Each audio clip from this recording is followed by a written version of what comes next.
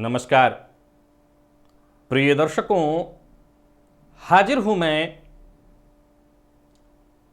आज वर्तमान परिस्थिति से संबंधित एक ज्योतिषीय विश्लेषण लेकर।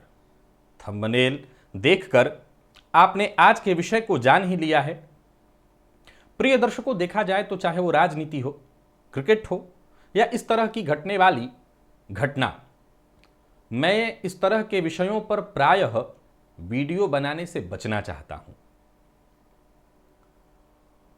लेकिन आज के इस परिस्थिति में मुझे ज्योतिषीय तर्क दिखा, तो मुझे लगा कि जब ज्योतिषीय तर्क है तो ये अलग बात है कि बहुत सारे ऐसे दर्शक भी होंगे जो इसे मौके पर चौके के रूप में देख रहे होंगे।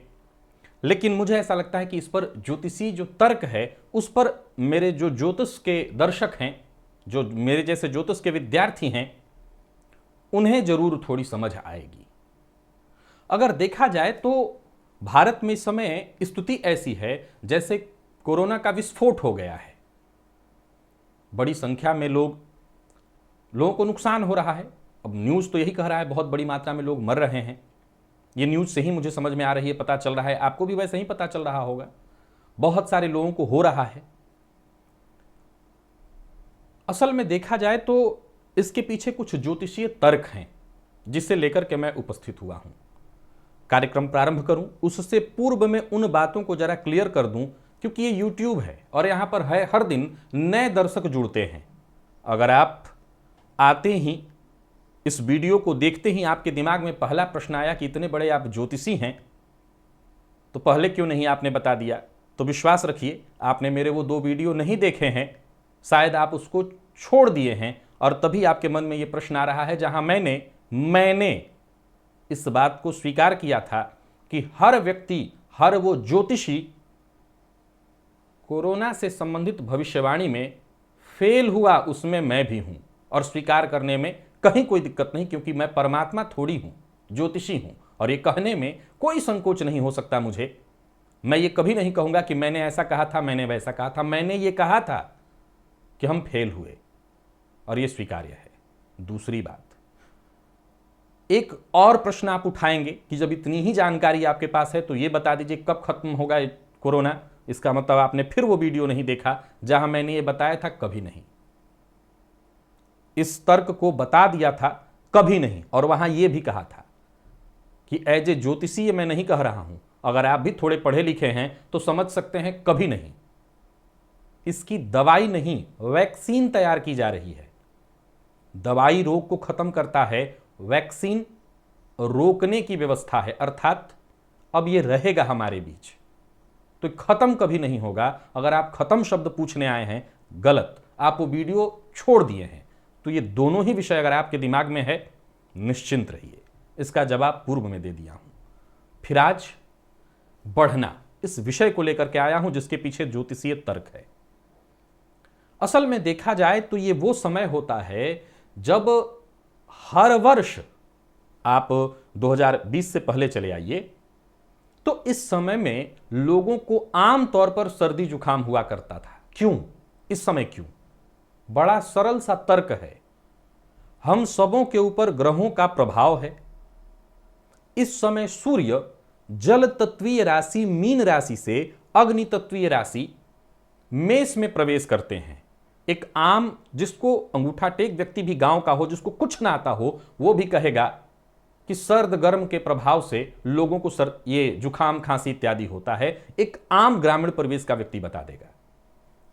तो जल तत्वीय राशि से सूर्य का अग्नि तत्वीय राशि में प्रवेश करना, हर बार इस मौसम में लोगों को सर्दी जुकाम होता ही होता है। जैसा कि आगे जुलाई और अगस्त में होगा, जब 16 जुलाई को मिथुन से सूर्य कर्क में और 17 अगस्त को कर्क से सिंह में प्रवेश करेंगे, तो इस बीच के दौरान जो समय होगा ये फिर बढ़ेगा।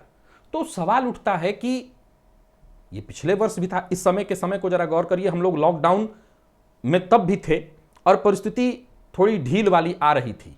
लॉकडाउन इस समय पूरा था, जैसे जैसे हम आगे बढ़ेंगे मई तक लॉकडाउन में थोड़ी ढील दी गई थी, थोड़ी। अभी तो हम पूर्णतः लॉकडाउन में थे। तो अभी हम इस समय में पूरी तरह से सचेत, सब लोग अपने अपने घर में थे। खान पान के ध्यान से लेकर के हर तरह से हम अपने आप को बचाए हुए थे। जुखाम और सर्दी, ये तो आप सभी जानते हैं कि ये जो कोरोना है लगभग लगभग सर्दी और जुखाम का ही प्रारूप है। बस इसमें मैंने इतना ही सुना और जाना कि लोगों को सांस लेने में तकलीफ होने लगती है बहुत ज़्यादा। बाकी तो सारे सिम्टम वही बताए जाते हैं, बुखार होना और सांस लेने में तकलीफ होना। तो उस समय ये सर्द गर्म के प्रभाव यानी सूर्य के जल तत्व से अग्नि तत्व में प्रवेश करना फिर होगा। जब कर्क से सिंह में जाएंगे, जल तत्व से अग्नि में प्रवेश करेंगे, फिर घटना घटित होगी। तो अब जरा गौर करिए कि अभी की स्थिति में हुआ ये कि हम लापरवाही वाली स्थिति में थे, या कई बार क्या होता है, मुझे याद है कि ये आज से करीब 15-16 वर्ष पूर्व की बात है। मैं अपने गुरुजी के साथ एक पूजा में गया हुआ था, दुर्गा पूजा, नवरात्रि का वो समय था, और शायद वो चैत्र की ही नवरात्रि थी या मुझे आश्विन की, दोनों ही के समय में ठंडा से जुड़ा हुआ समय रहता है, मुझे ठीक से याद नहीं है।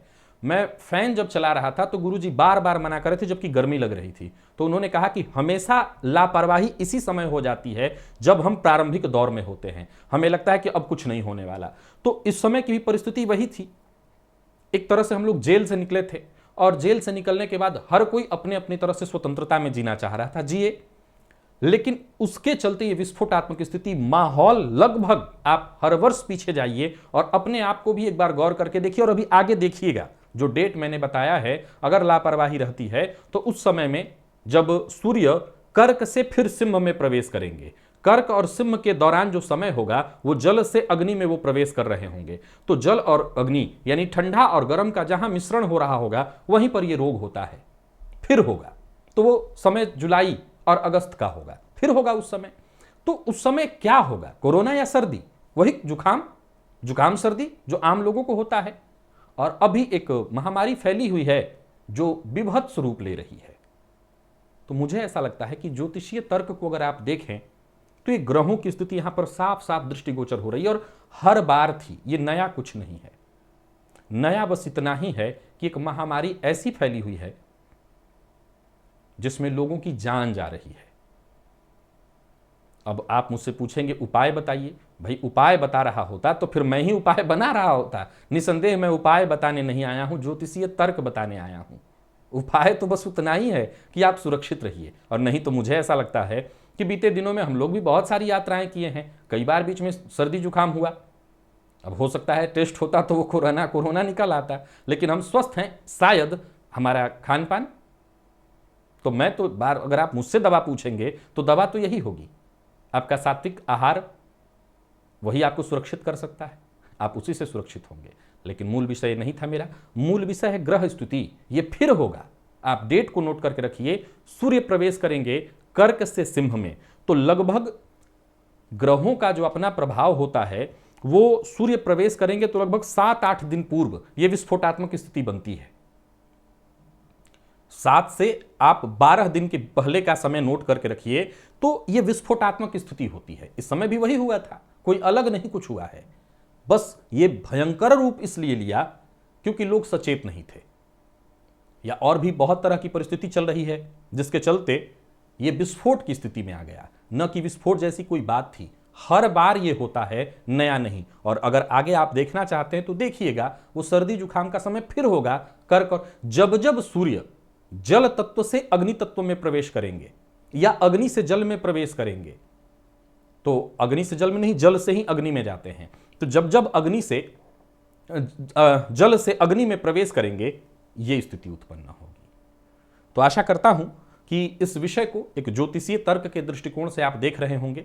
फिर से वो टाइम जो मैंने बताया, 16 जुलाई और फिर 17 अगस्त। तो आप सूर्य एक माह एक राशि में रहते हैं तो जानते हैं लगभग सूर्य 15 दिन बिता लें, 15 से 17 दिन जब बिता लेंगे कर्क राशि में, और उसके बाद आप डेट को नोट कर लीजिएगा और गिनती शुरू करिएगा। आप देखेंगे कि जब सूर्य सिंह राशि में प्रवेश करने के लिए पीछे अभी 12 दिन का समय बाकी है, यह स्थिति फिर से बड़ा रूप लेगी, अगर उस समय भी लापरवाही हुई तो। और नहीं तो अगर आपका खान पान कमजोर है तो आप अपने जीवन काल में गौर करिए, जब जब ऐसी परिस्थिति हो, या जन्म कुंडली में चंद्रमा का संबंध भी जब चतुर्थ से होता है, षष्ठम अष्टम से होता है, तो कफ जन्य रोग लोगों को होने लगता है। जब आपकी जन्म कुंडली में चंद्रमा गोचर करते हैं, हर 2.25 दिन में चंद्रमा राशि परिवर्तन करते हैं, तो जब चतुर्थ में आते हैं, चौथा भाव छाती का है, सीने का, तो यहां कफ का जमना या फिर षष्ठम रोग का, अष्टम से भी ये कफजन्य रोगों की स्थिति उत्पन्न कराते हैं। तो इन 3 भाव में हो तो निसंदेह कफजन्य रोगों से हमें जूझना पड़ता है, ये कफजन्य ही रोग है। तो चंद्रमा का यहां प्रभाव, लेकिन मूल प्रभाव यहां सूर्य का है, सर्द गर्म का।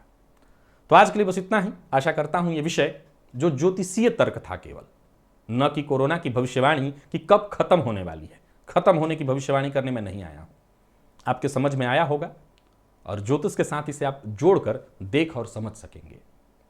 इजाजत दीजिए, पुनः मुलाकात होगी, तब तक के लिए नमस्कार।